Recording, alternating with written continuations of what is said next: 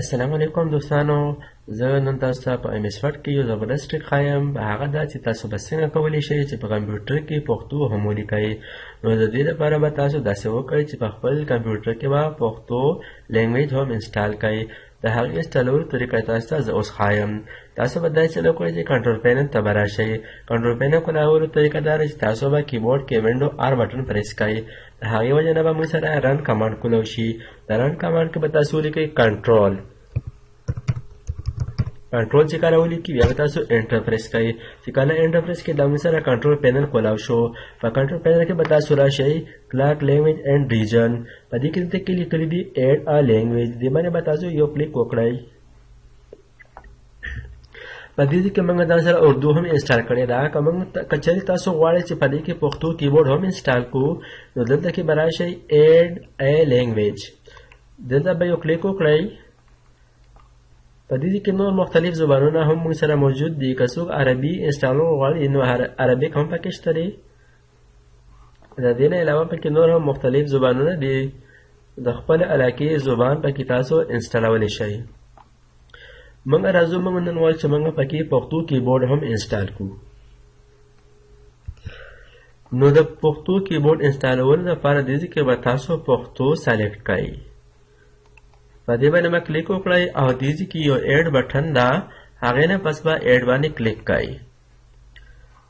چې ایډ باندې کلیک کړو دې کې موږ سره پښتو زبان هم ایډ شوله یعنی شامله شوه. د دې نه پس به تاسو دا کنټرول پینل والا کلوز کړئ. دا مو بند کړلو او دا موږ سره مایکروسافټ ورډ کولو دی. زما ګرانو او خوږو دوستانو السلام علیکم. که چیرې تاسو زموږ د یوټیوب چینل نوي سبسکرایب کړئ نو سبسکرایب یې کړئ او په جرس بټن کلیک وکړئ. ډیره مننه. پښتو لیکل څه ګران کار نه دی خو محنت او کوښښ کول پکار دي. اوس تاسو ښایم چې څنګه به تاسو خپل سیټینګ کوئ. دلته کې تاسو کتلی شئ دلته کې موږ سره زبان انګلیش دی. ENG مطلب انګلیش دی. په دې باندې به تاسو کلیک وکړئ.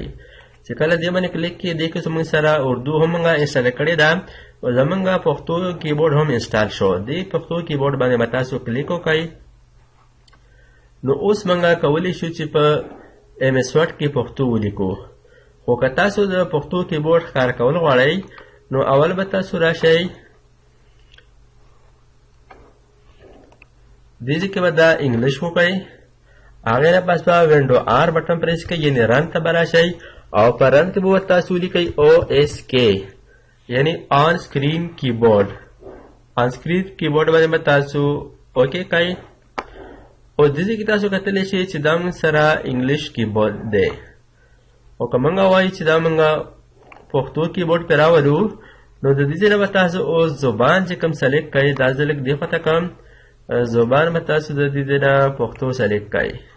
زبان می څنګه چې پښتو سلیکټ کو تاسو کتلی شئ کیبورډ باندې پښتو والا الفاظ حروف راغلي دي. اوس د تاسو ښایم چې موږ څنګه کولی شو چې په ام اس ورډ کې پښتو ولیکو. دا موږ سره د مایکروسافټ ورډ ډاکومنټ فایل کولی شوی دی. په دې کې زه وایم چې تاسو ته وښایم چې پښتو څنګه لیکل کیږي. د دې کیبورډ نه هر یو بټن تاسو پریس کولی شئ.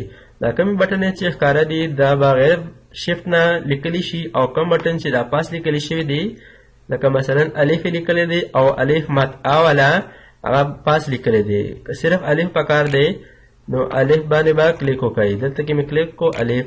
تاسو کتلی شئ چې په سکرین باندې په ام اس ورډ کې الف ولیکلی شو. که چېرې الف مد والا پکار دی بیا به شفت پریس ونیسئ او هغې نه پس به دا کلیک کوئ نو مد والا الف به راشي. د دې نه علاوه که تاسو با لیکل غواړئ نو با باندې کلیک کوئ یو سپیس باندې ورکوئ او که پا لیکئ نو شفت به ونیسئ او بیا به همدې بټن باندې کلیک کوئ نو د با په ځای به پا ولیکلی شي. اوس وایم چې تاسو ته پښتو لفظ په دې کې ولیکم نو یو ځل مې انټر پریس کو او دې کې به زموږ پی پکار ده شفت به ونیسئ او پی. اوس خی پکار ده خو هغه دوه ټکو والا خی ده چې شین سره سمون لري. اوس دې نه پس به پی ولیکئ بیا به و باندې ولیکئ پښتو. بیا به یو سپیس ورکئ زموږ. نو زموږ چې موږ لیکو شیفت به ونیسئ او دا خ سره دغه زمونږ دغه نشان راځي میم واو نون قاف زمونږ پښتو کې داسې لیکلی شي یا مې سپیس ورکو مورنۍ ژبه ده میم واو ری نون اوس هغه نه چې لیکو هغه به داسې وکړئ چې شیفت سره به دا یې ولیکئ تاسو کتلی شئ چې د نون نه پس یې شوه یې نه پس لږه غونته سوکه بهر ته راغلي بیا مې یو سپیس ورکو او ژبه چې لیکو نو شیفت سره به د زی وایئ شیفت به پریس کړئ تاسو په کیبورډ کتلی شئ شیفت مې پریس ونیو او ژ پریس کړی شئ او با او دې نه پس ها به وایئ